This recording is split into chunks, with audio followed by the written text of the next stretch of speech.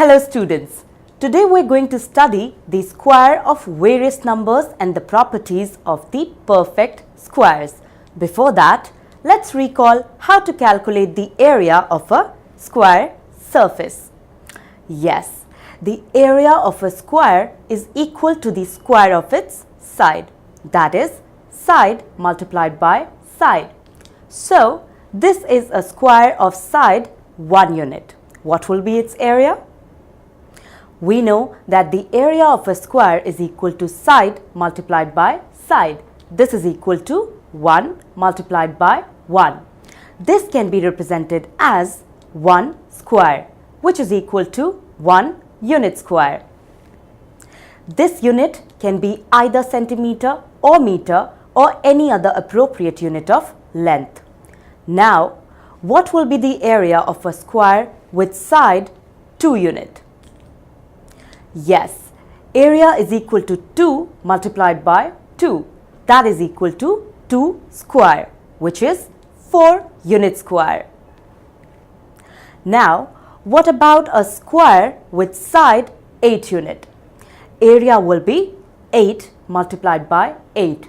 That is equal to 8 square, which is 64. So, we can say that the area of squares with side 1 unit is 1 square. That means 1. Square with side 2 is 2 square. That means 4 and so on.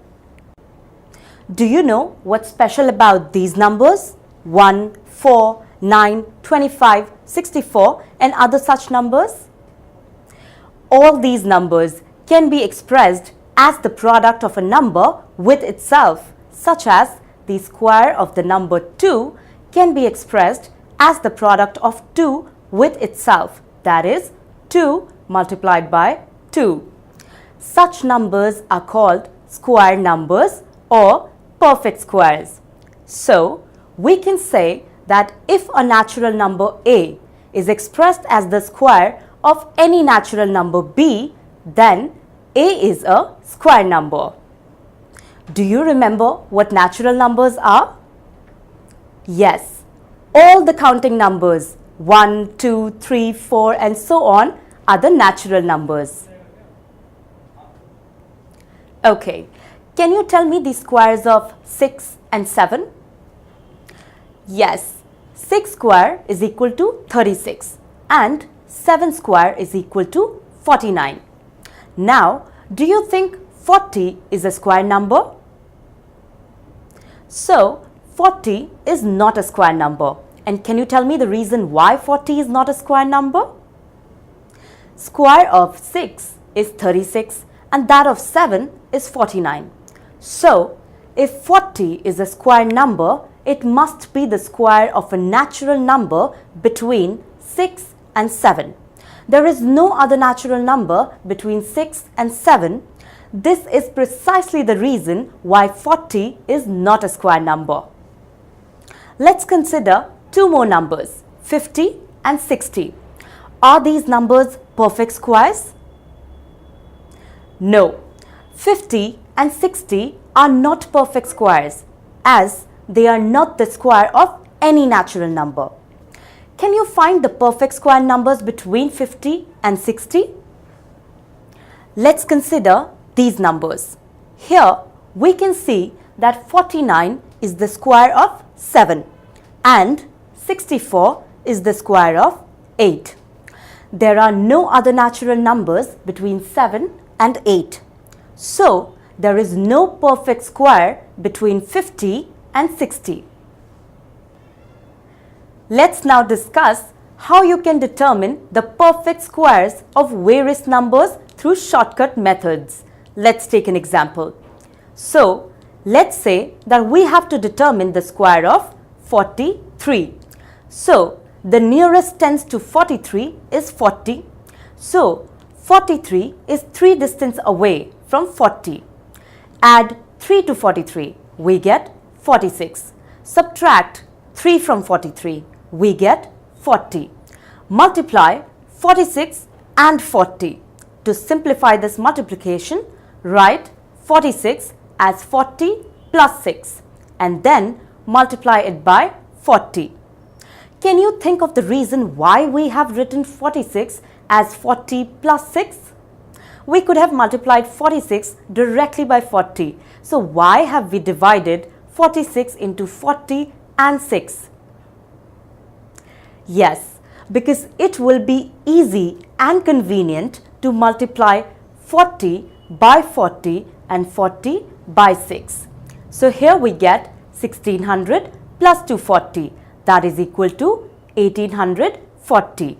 Now add the square of 3, which was the distance of the number from its nearest tens, to 1840.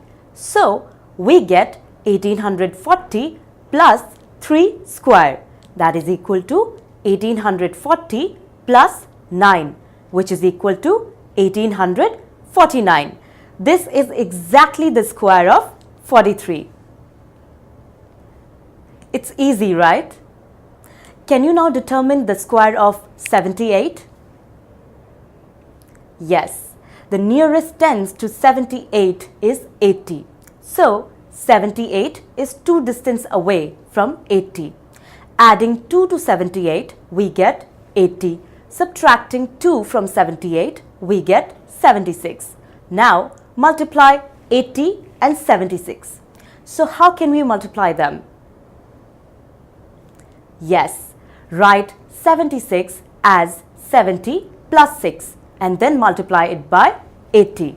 We get 5600 plus 480, that is equal to 6080.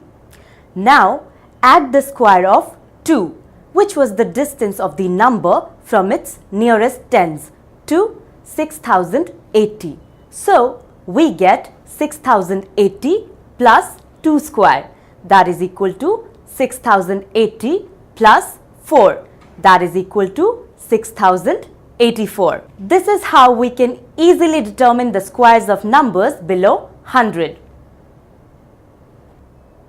Now let's talk about some of the properties of the square numbers. These are the squares of numbers from 1 to 20. Let's look at the ending digits of the square numbers. What do you observe? Yes, all these square numbers are ending with either 0, 1, 4, 5, 6 or 9 at its units place. None of these squares are ending with 2, 3, 7 or 8 at its units place. So, do you think that all the numbers ending with 0, 1, 4, 5, 6 or 9 at its units place are square numbers? Think about it. So, it's not necessary that if a number is ending in any of these will be a perfect square. For example, 106 and 201 are not perfect squares, although they are ending with 6 and 1. Could you determine just by looking if 106 and 201 are perfect squares or not? There are methods to determine this that you will study in the upcoming modules. Now, let's observe these highlighted numbers and their squares. What do you see here? Yes, it is clear from this that if a number has 1 or 9 in its units place, then its square ends in 1. Now, let's consider square numbers ending in 6. What property do you see in these? Yes, if a number has 4 or 6 in its units place, then its square will always end in 6. What about the numbers ending in 3 or 7? What will be the digit in the units place of their squares? Yes, their squares will end in 9, such as the square of 13 is 169 and that of 17 is 289, both ending with 9 in the units place. You can find other such rules by observing the numbers and their squares. Now, let's consider the squares of 10 and 20. What do you see? There is one zero in the number but two zeros in the squares. Here you can see that the square of 2 is 4. So the square of 20 is 400. Let's see the squares of some numbers ending in 0 at the units place. What do you see? The numbers that contain 2 zeros, their squares have 4 zeros at the end, right? As here you can see the square of 200 is 40,000, where 200 contain 2 zeros and its square contains 4 zeros. What do you notice here? Can we say that the number of zeros at the end of square numbers is always even? Yes, the square numbers can only have even zeros at the end. Now, tell me, how about 1000? Is this a perfect square? Well, let us apply our logic of number of zeros at the end. So, 1000 here has how many zeros at the end? 3, right? Now 3 is an odd number, and we have just learnt that the square numbers can only have even number of zeros at the end. So we can simply conclude that 1000 is not a perfect square. Let's see one more pattern in the square numbers. What can you say about the squares of even numbers? Look here. The square of 2 is 4, 12 is 144, 4 is 16, and so on. So we can see that the square of an even number is also an even number. So what about odd numbers?